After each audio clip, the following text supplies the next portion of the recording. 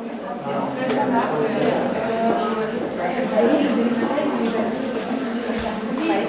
ich möchte Sie ganz herzlich begrüßen zu dieser Führung durch die Ausstellung von Dakar, die Akinbode Akinbiyi. Und dann rüber nach Brasilien und die Nordwelt, USA.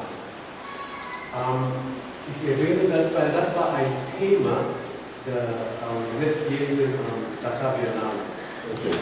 I've prepared something, if you don't mind. Thank you for coming. My name is Johan Skype. I live and work in Cape Town, South Africa. I'm also lecturing at the Dakar School of Fine Art at the University of Cape Town. I'm just going to read a paragraph to introduce this. Growing up in apartheid South Africa and living in a society notorious for the conflict of ideologies and cultures, questions of power relations in society underlie much of my work, forcing the viewer into a position of choice in their engagement with my artwork. So the question that this work hopefully asks is, shall I hit the love doll punch bag or not? So, Is that all?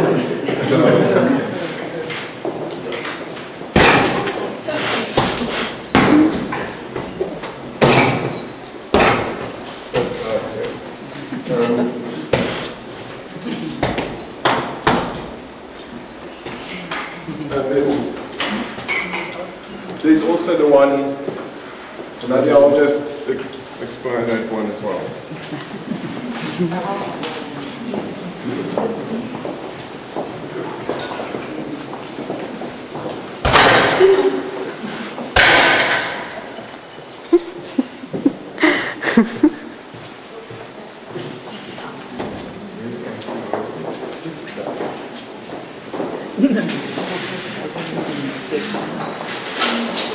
So, applying interactive principles gained from new media teaching.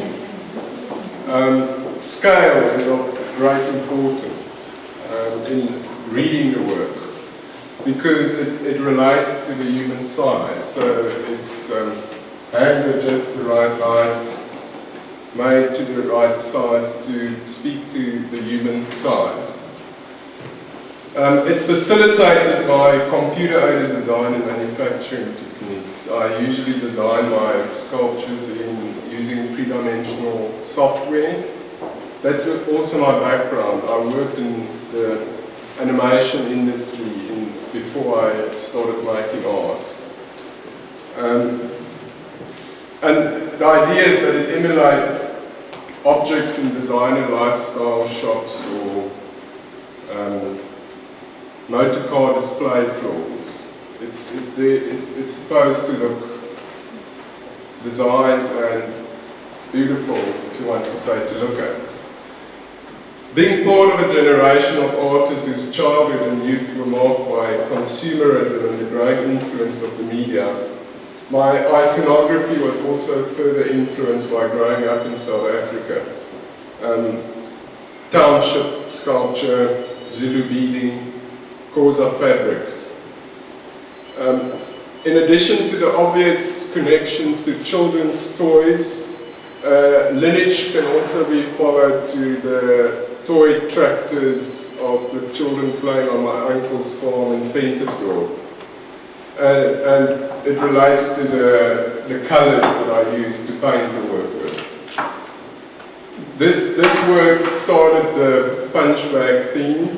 It was one work in a bigger show in 2006 called Power Play. So this was part of a much bigger solo exhibition. And this work led to this work, and it initiated the punch bag, the Pierbal in Afrikaans series of work, which the one at the door is the second one in a series of 7 sculptures. And once I saw how people started interacting with the work, I knew that I was hitting on something, to use the pun. And obviously it's also interesting, there's an element of play in the work, but also revulsion.